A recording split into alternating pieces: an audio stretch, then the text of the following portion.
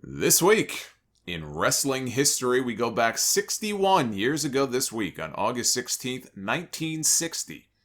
Verne Gagne awarded himself the AWA Heavyweight Championship, starting his first of 10 reigns with that title, including a 7-year reign that lasted from 1968 to 1975.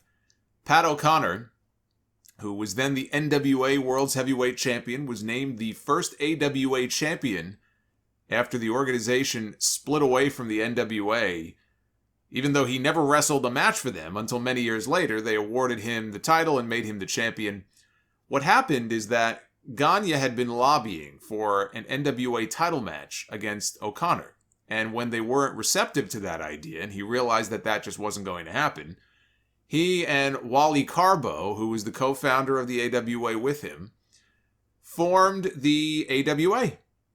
They recognized O'Connor as the first AWA champion, and they gave him 90 days to defend the title against Verne.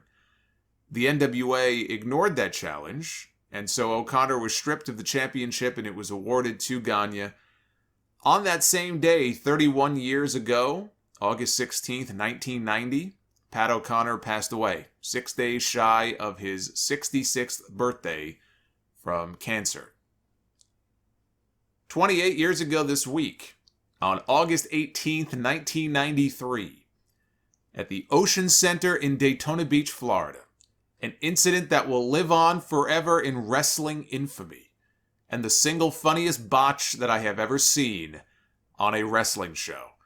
The ill-fated debut of the Shockmaster at WCW's Clash of the Champions. They had 8,900 fans in the building, one of their biggest crowds of the year, but it's kind of tainted when you realize that only 2,400 of them actually paid to get in. When Ric Flair returned to WCW earlier that year, per his WWE release, which Vince McMahon gave to him, they had a gentleman's agreement, a handshake agreement, that if Vince McMahon ever phased Flair down the card and he wasn't being a featured performer in top matches and main events anymore, and if you wanted to go back to WCW, that Vince McMahon would let him walk. And to his credit, Vince McMahon did let Flair go, but he had a non-compete in that he wasn't allowed to wrestle right away. So instead, he began hosting a talk show segment on television called A Flair for the Gold. And on this edition of A Flair for the Gold, the plan was that he would help Sting and Davey Boy Smith, the British Bulldog, reveal their mystery partner for the upcoming War Games match at Fall Brawl against Sid Vicious, Vader, and Harlem Heat. Fred Ottman was brought in for the role. He was Tugboat and then later Typhoon in WWE. Dusty Rhodes brought him in. He and Dusty were brothers-in-law. So Ottman is Cody's uncle, which is why he would call him Uncle Fred. Dusty's original plan for the Shockmaster was just to have another babyface to plug in on the babyface side for the War Games match. The costume was not the original costume. What he wore during this segment with the Stormtrooper helmet covered in glitter was something that they pieced together to send him out there in. With the original outfit that was made, he looked more like a superhero. He had gold lightning bolts going down each of his legs. He had a gold attire, a lucha-style mask with a lightning bolt going through the face and his hair coming out of the top of the mask. I have no idea why they didn't just send him out in that. He told WWE.com that when they put the helmet on his head, the glitter was coming through the eye holes and into his eyes. So they got a pair of dark pantyhose, they cut 2 pieces, they glued them, and they put them over the eye holes so that the glitter wouldn't come into his eyes. So the plan was that when they introduced him, he would step through the wall, which was not gimmicked. They told him, you're going to have to really hit this thing hard to bust through. Well, after they had already rehearsed it earlier and everything went well, Dusty said that sabotage, he believes, came into play. Somebody went and put down a 2x4 board on the floor that old Uncle Fred couldn't see. So if you watch the segment back, Sting says, our mystery partner is going to shock the world because he is none other than the Shockmaster. Master! And he comes busting through the top part of the wall, and he trips over the board that he did not see in this helmet. And he tumbles forward face first, and his helmet goes flying off his head. Dusty, he was in the back watching all this, and Dusty said, he said his head came rolling across the floor like Game of Thrones, and the only thing funnier is if he had tried to put it on backwards. Dusty is in the back crying with laughter. He said he almost passed out. He was laughing so hard. He couldn't even speak. And when he fell, you could hear someone say, "I told you." Ric Flair, you can hear him go, "Oh God." Booker T can be heard asking, "Who is this motherfucker?" Davey Boy says he fell flat on his arse. He fell flat on his fucking arse. Shockmaster scrambles to try to put the helmet back on his head because he knows that Ole Anderson is in the back about to start cutting a promo over the PA system. Since they couldn't mic the helmet up, Ole was the one who was going to do the promo for him. He would sort of stand there and just pretend that the voice was coming from him, even though you could clearly tell it wasn't. So they distorted his voice. It looked completely ridiculous. Dusty used to tell the story, when Cody was a young kid at the time. He was at home watching the show with his cousins and nephews, like a whole bunch of little kids. And he watches the helmet roll across the floor, and he looks at the Shockmaster on the screen, and he says, "I think that was Uncle Fred." Because it was Uncle Fred.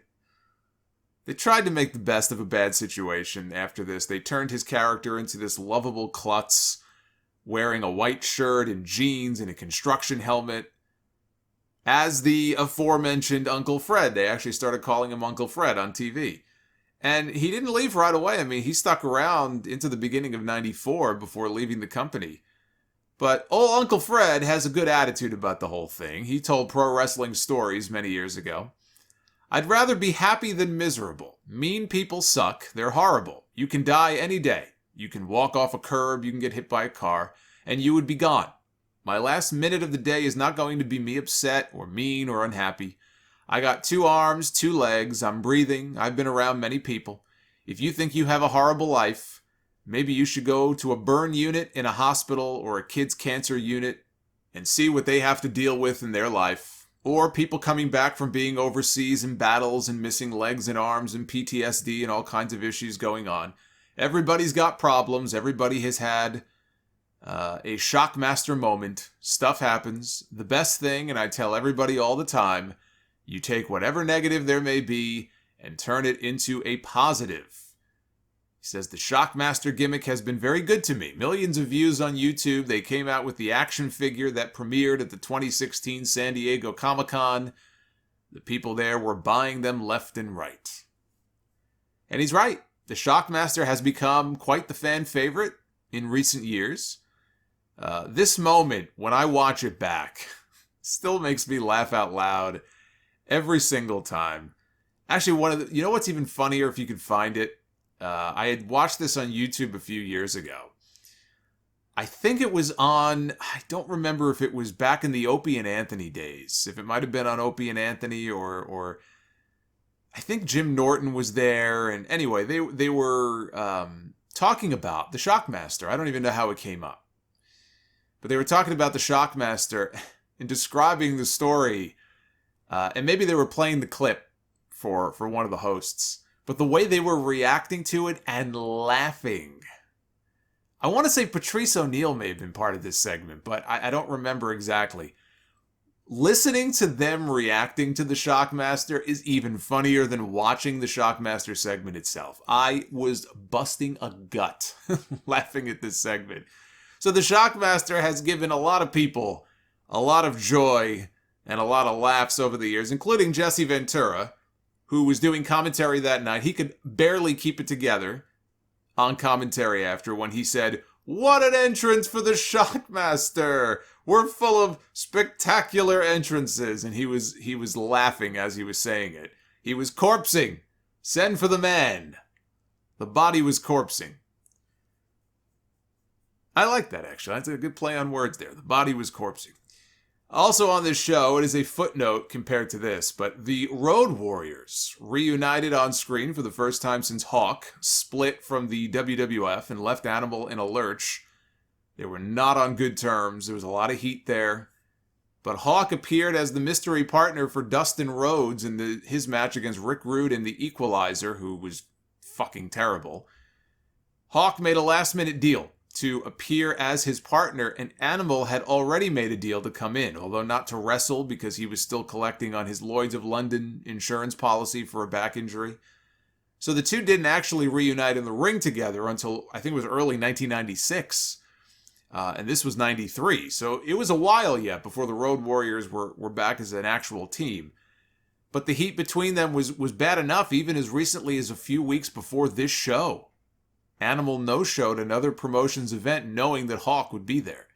So them being sort of back together and kind of repairing that bridge shocked a lot of people. No pun intended, of course.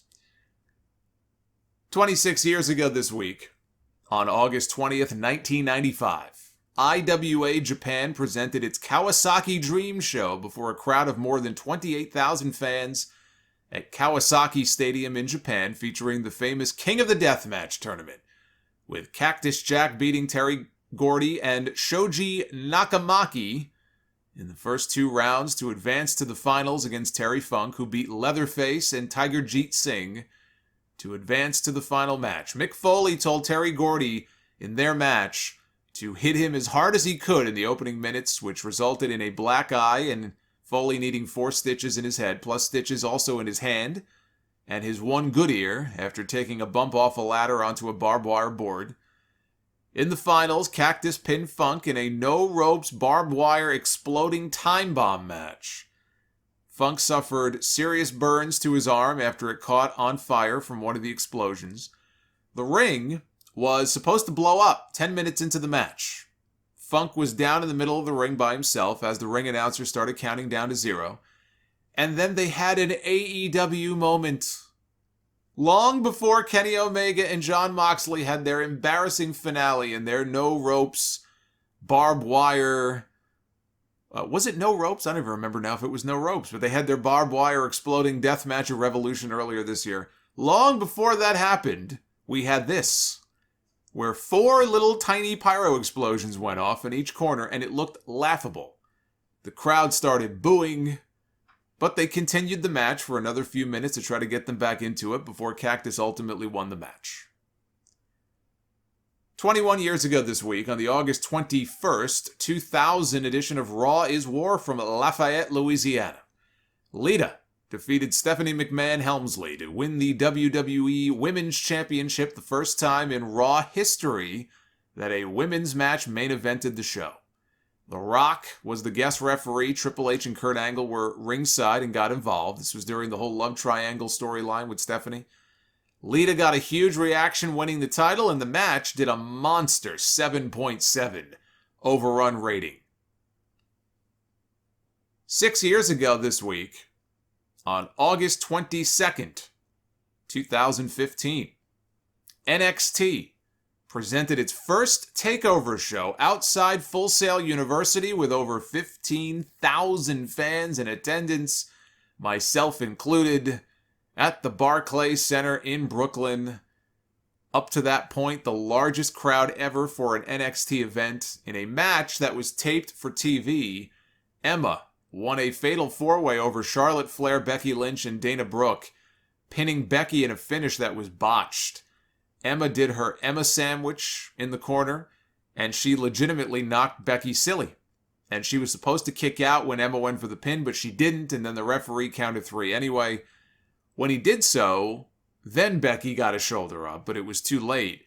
You could see Drake Wirtz, as he was raising Emma's hand after the match was over, mouthing the words, "Be happy, you won. Be happy," for the camera. Live in the building, they continued with their spots anyway, including Charlotte spearing Emma and counting her own pin, which was the original planned finish. All of the women were said to be very upset about what had happened here and the whole finish being screwed up. Jushin Thunder Liger was brought in for a match against Tyler Breeze, which he won. I'm so glad I got to see Liger live. This was a lot of fun.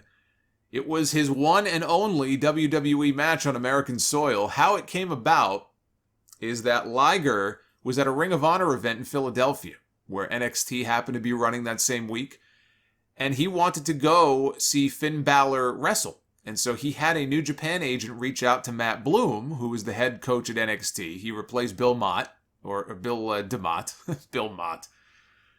Sorry to the Bill Mott who might be out there, but he replaced Bill DeMott, did Matt Bloom. Bloom, of course, spent many years working in Japan as Giant Bernard before he came back and started doing the whole Lord Tensai gimmick. So Bloom got Liger a seat. What was he going to say? No? Fuck off? Of course, he got him a seat.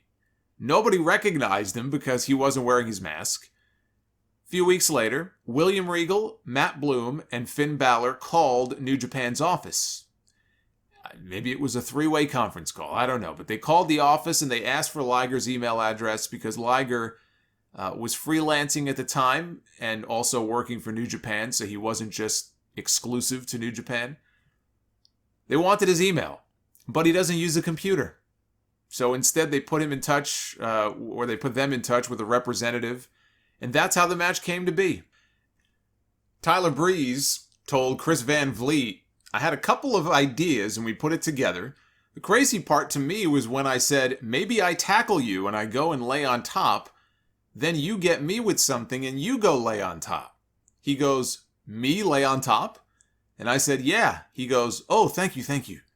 And he shakes my hand. I go, what do you mean thank you? This is awesome. He said, you're letting me do your stuff. Well, of course, why wouldn't I? And then I said, maybe you grab the selfie stick. And again, he says, me grab the selfie stick? Thank you. And he shakes his hand again. What is happening? This is insane. He is a legend in his own category. He is sitting here thanking me for letting him do whatever he wants to do. The man has no ego whatsoever. Also on this show, William Regal announced the first ever Dusty Rhodes Tag Team Classic. Japanese women's star Kana was shown at ringside next to Ric Flair and Sergeant Slaughter.